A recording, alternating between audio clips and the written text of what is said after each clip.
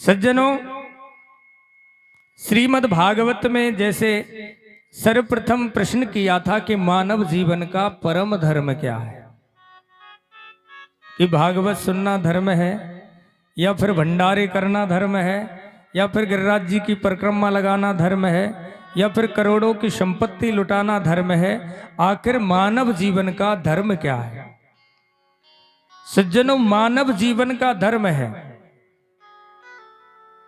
सबसे बड़ा धर्म है कि आप ऐसे शब्द अपने आप में उच्चारण करें कि जिससे किसी व्यक्ति की आत्मा को दुख ना पहुंचे, किसी आत्मा को दुख ना पहुंचे। अरे आपने करोड़ों का दान किया और उस दान में किसी की आत्माओं को दुखाया तो वो दान काम नहीं आ सकता। ये पक्की बात है कि खोटी करनी कमाने से क्या फायदा, खोटी करनी कमाने से क्या फायदा, दिल किसी का दुखाने से क्या फायदा,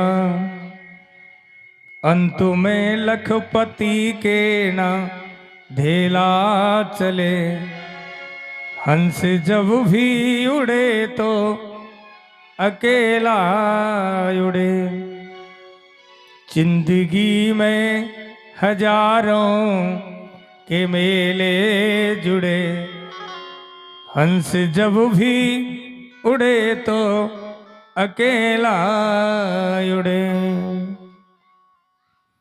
बिन भजन के ये जीवन है किस काम का, नाम जप ले तू प्यारे उस घनश्याम का। जब आदमी का अंत समय होता है, जब आदमी के प्राण निकलते हैं, तो जब आदमी पहले करता है पत्नी मेरी है, बच्चे मेरे हैं, भैया संकट की घड़ी आती है, आदमी पर दुखों का पहाड़ टूटता है, आदमी की आत्मा उस शरीर को छोड़ करके जाती है, तो ना पत्नी काम आती है, ना बच्चे काम आते हैं, ना गांव वाले काम आते हैं। इस बात को लिख लेना। ये सब हम लोग जानते हैं लेकिन हम मानते नहीं हैं। अंत में राधा कृष्ण का जोड़ा जुड़े, हंस जब भी उड़े तो अकेला उड़े, जिंदगी में हजारों के मेले जुड़े, हंस जब भी उड़े तो अकेला उड़े। आदमी जब इस दुनिया से जाता है, याद रखना, अंत मता सुगता, अंतिम आदमी जब प्राण छोड़ता है तो अंतिम समय पर व्यक्ति जो चीज याद करता है वही उसको मिलती है। ये पक्की बात है, ये शास्त्र में लिखा है। अब आप देख लो, मरने पर आदमी को दो ही चीज याद आती हैं, या तो प्रेमी याद आता है या फिर दुश्मन याद आता है। मानते हो ना जी?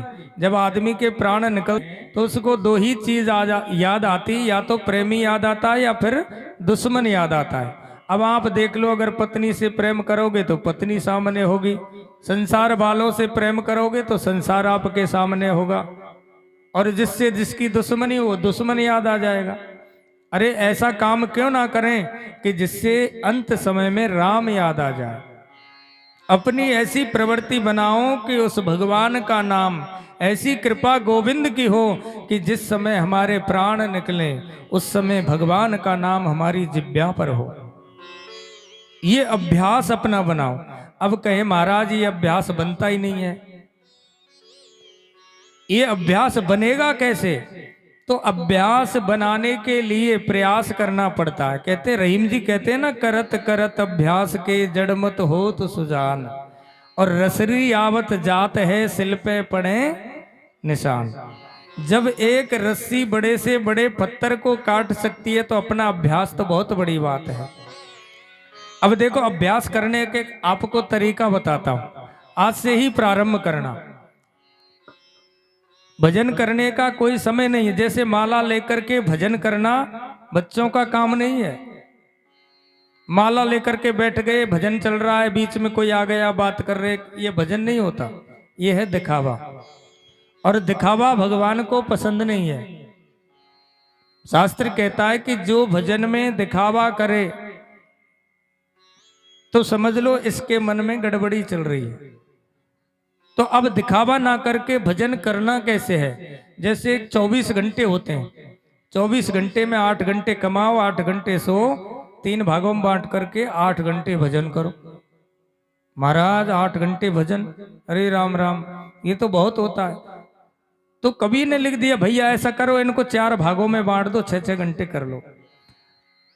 अब व्यक्ति का मन कहता है कि महाराज 6 घंटे आपने खेलने को दिए, चलो कोई बात नहीं, 6 घंटे कमाने को दिए ये भी कम है, और 6 घंटे सोने के तो बहुत ही कम है।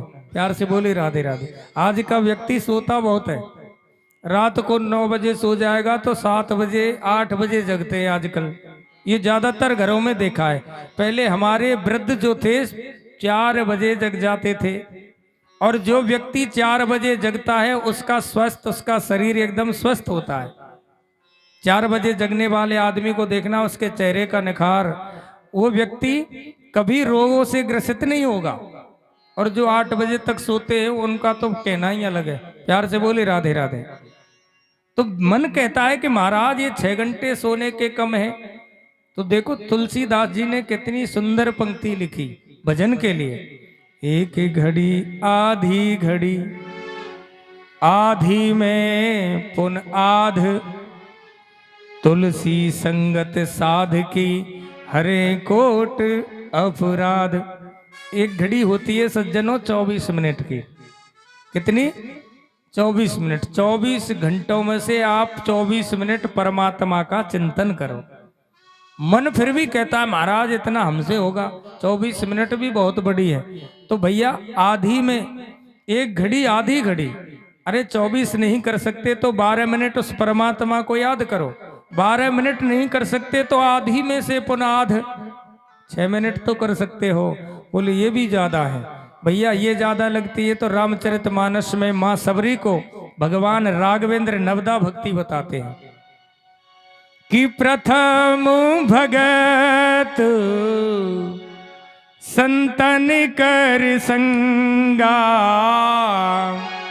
प्रथम भगति संतन कर संगा, दूसरी रति ममु कथा प्रसंगा, दूसरी रति ममु कथा प्रसंगा। श्री राम जय राम, जय जय राम। बोलिए राम जय राम, जय जय राम। श्री राम जय राम, जय जय राम। श्री राम जय राम, जय जय राम। कितना सुंदर वाणी तुलसीदास जी लिखते हैं कि भैया तुम 6 मिनट भी भगवान का भजन नहीं कर सकते तो साधुओं की संगत करो, मेरी पहली भक्ति है। अच्छे लोगों का संग करो, ये मेरी पहली भक्ति है। और दूसरी भक्ति है मम कथा प्रसंगा, मेरी कथाओं को सुनो, मेरी कथाओं का गायन करो, ये मेरी दूसरी भक्ति है। कितना सरल सिद्धांत भागवत में रामचरितमानस में लिखा है कि आपको ज्यादा बैठने की जरूरत ही नहीं है। प्यार से बोली राधे राधे। और देखो अभ्यास बनाने का तरीका कि रात दिन भर अपना खूब काम करो घर का। अरे 20 नाखूनों से कमाओ, जितना कमा सकते हो उतना कमाओ कि रात को तो सोने तो आओगे। जिस समय आपको खूब नींद आने लग जाए कि अब तो मैं सोने वाला हूं, उसी समय तुम राम नाम लेना प्रारंभ कर दो। जिस देवता को आप मानते हो ना, आज से ही प्रारंभ करना, उसको प्रारंभ कर दो। हरे राम राम राम हरे हरे, हरे कृष्ण कृष्ण कृष्ण हरे हरे। दुनिया का सबसे बड़ा मंत्र है। जब नींद खूब आने लग जाए तब इस मंत्र को प्रारंभ करें कि मंत्र करते करते आपको नींद आ जाएगी। ये भी पक्की बात है। और सुबह आप देखना कि जब आपकी नींद खुले तब आपको वो मंत्र आपके अंदर चलता हुआ मिलेगा, ये पक्की बात है। एक दिन में नहीं होगा, अब 7 दिन कथा चलेगी, 7 दिन तो अभ्यास करके देखो, करोगे ना आज से। तो आज से ये प्रैक्टिकल करना कि महाराज ने जो बताया देखे तो सही, इससे क्या प्रभाव मिलता है।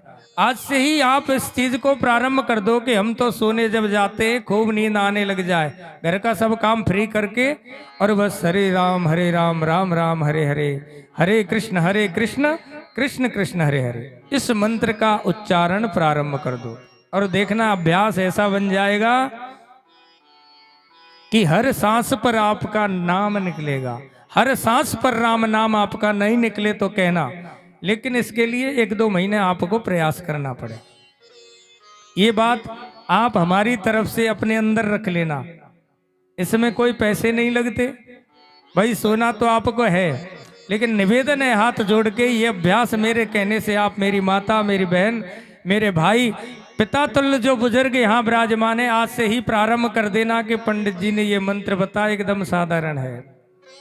ये अभ्यास करने का तरीका है। मानव जीवन का धर्म ही यही है कि जितना हो सके उतना चिंतन करो निष्काम भाव से। अब चिंतन कैसे करें महाराज, हम तो मंदिर में भी जाते हैं जल चढ़ाने के लिए, शिव जी पर लोटा चढ़ाया, बोले भोलेनाथ मेरी बहू के एक पोता हो जाए। अब ये कौन सी भक्ति है? ये तो स्वार्थ हुआ, ये तो स्वार्थ हुआ। भक्ति में देखो ऐसा होता है कि भक्ति जब भी आप करें तो उस भक्ति को निष्काम भाव से करें। एक भक्ति होती है सकाम और एक होती है निष्काम। तो भक्ति जैसे हमने की और भक्ति के बदले में हमने भगवान से कुछ मांग लिया तो आप धोखा खा जाओगे। हम लोग जैसे कथा करने आए यजमान जी के यहाँ, यजमान जी बोले पंडित जी आप तो पूरा, तो मैंने हम तो नहीं करेंगे साहब, भाई हमें तो कथा करनी है। अब जैसे तय हो गया मामला तो फिक्स है, हम मांगे 35,000 और यजमान देना चाह रहे हैं कि साहब मैं तो क्या मन दूंगा, हम तो 15 के घाटे में गए ना। ऐसे ही भगवान का होता है। भगवान के दरबार में तुम जाओ, हे प्रभु मुझे 1 लाख रुपए मिल जाए, भगवान तुम्हें करोड़ देना चाह रहा है, 99 लाख के घाटे में गए आप तो। और चलो आपने भक्ति की और परमात्मा ने आपको दे दिया। इस बात को भी देखो, आपने भक्ति की और भक्ति में आपने मांगा और परमात्मा ने आपको दे दिया, तो आपका और परमात्मा का संबंध कैसा हुआ? जैसे मजदूर का और मालिक का। मजदूर घर पर आता है काम करने, काम किया, मजदूर को तनख्वाह मिली, मजदूर गया, फिर उससे क्या रिश्तेदारी है? होती है क्या? नहीं होती। तो अपनी नजर में परमात्मा से भक्ति के बदले में अगर कोई व्यक्ति मांगता है तो अपनी नजर में उस परमात्मा को छोटा बनाता है। प्यार से बोली राधे राधे। वो विश्व रचेता है, उसको पता नहीं कि मेरा भक्त 1 लोटा जल चढ़ा रहा है, इसको क्या चाहिए। अरे वो सब कुछ जानने वाला है, कण कण में विराजमान है। इसलिए जब भी मंदिर में जाएं तो ऐसी भावना लेकर के जाएं कि ठाकुर जी के सामने कुछ मांगे नहीं। ऐसी भावना मंदिर में रखो कि हमारे साक्षात राम विराजमान है, हमारे साक्षात इस मंदिर में कृष्ण विराजमान है। मंदिर में कभी मूर्ति को मूर्ति मत कहना, भगवान ही समझना, तब जाकर के भगवान आपको प्राप्त होगा। भगवान हम में है, आप में है, इस खम्भे में है, इस मायक में भी भगवान है। रामचरितमानस कहती है, हर ग्रंथ कहता है सज्जनों कि हरि व्यापक सर्वत्र समाना, प्रेम सो प्रगट होए में जाना। प्रेम सो प्रगट होई में जाना। श्री राम जय राम, जय जय राम। बोलिए राम जय राम, जय जय राम। श्री राम जय राम, जय जय राम। श्री राम जय राम, जय जय राम। हरि व्यापक सर्वत्र समाना। भगवान कण कण में व्याप्त है, भगवान हर जगह व्याप्त है, लेकिन भगवान दिखता कब है कि जब भक्ति रूपी लेंस अपने चश्मों में लगवाओगे तब जाकर के भगवान आपको नजर आएगा। इसलिए भक्ति प्रारंभ होती है विश्वास से। पहले विश्वास बनाओ, विश्वास के बाद में मंदिर जाने से पहले, विश्वास करने के बाद में भगवान से संबंध बनाओ।